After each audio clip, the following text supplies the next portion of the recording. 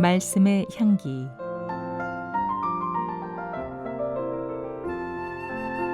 오늘은 경기도 김포시 믿음의 교회 신형섭 목사입니다.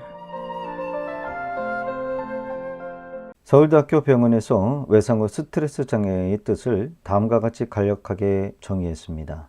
사람이 충격적인 사건을 경험한 후 발생할 수 있는 정신, 신체 증상들로 이루어진 증후군.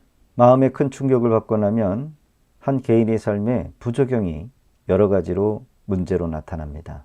특히 인간관계에 문제를 나타나게 됩니다. 마음의 상처를 입고 나면 인간관계가 정상적이지 못할 뿐만 아니라 사회생활, 가정생활, 심지어 공동체의 장애를 갖게 됩니다. 마음의 상처는 대부분 타인의 부정적인 말, 상처를 주는 그런 말로 인해 마음에 품을 때가 나타납니다. 그래서 절대로 상처가 되는 말은 마음에 담지도 갖지도 않는 것이 훈련을 통해서 되어야 합니다. 그러나 일반적으로 그렇게 되지 않는 것이 문제라는 것입니다. 마음의 상처는 대부분 타인의 부정적인 말, 상처를 주는 말을 마음에 품을 때입니다. 그래서 절대로 상처가 되는 말은 마음에 담지도 갖지도 않는 것을 훈련을 통해서 되어야 합니다. 그러나 일반적으로 그렇지 않는 것이 문제입니다. 어릴 적 부모가 화가 나서 하는 말을 마음에 품습니다. 또는 가장 가까운 사람들의 부정적인 말에서부터 시작합니다.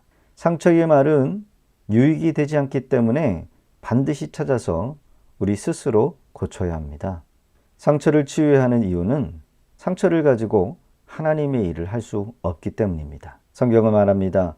무릇 지킬 만한 것보다 내 마음을 지키라.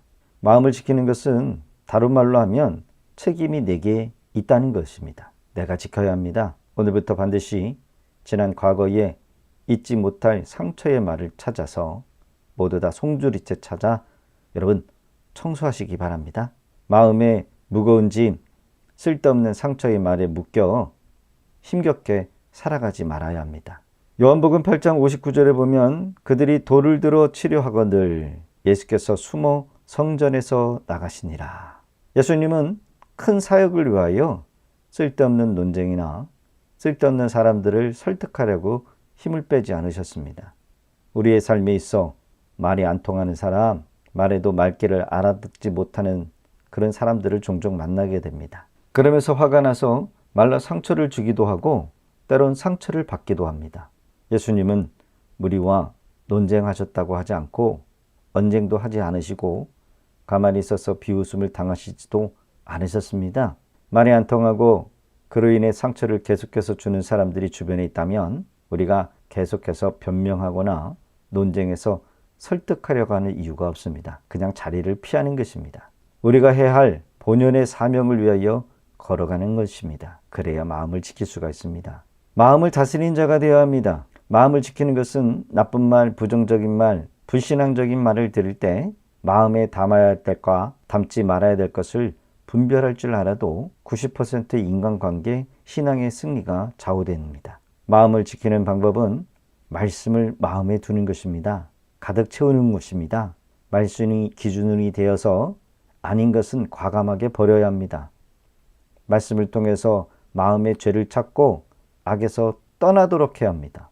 성령 하나님께서 우리의 마음을 붙잡아 주시도록 정결하게 해달라고 우리가 늘 기도해야 합니다. 오늘을 살고 있는 이 시대, 마음 지키기가 어려운 시대입니다. 아무거나 마음에 다 받아들이고 있기 때문이지요. 내 신앙에 유익되지 못한 것, 내 믿음에 해가 되는 것 분별해야 합니다. 신앙의 우선순위를 정하는 것도 마음을 지키는 방법입니다. 하나님을 섬기는 일에 여러분 우선순위를 두세요. 말씀에 내 삶을 붙들어 매는 것도 마음을 지키는 방법입니다. 감정에 이끌려 사는 삶이 아니라 감정을 다스리는 삶을 훈련하시기를 바랍니다. 마음을 지키면 신앙의 승리뿐만 아니라 인생에도 승리를 가져다 줍니다.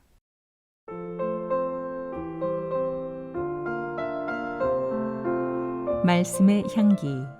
경기도 김포시 믿음의 교회 신형섭 목사였습니다.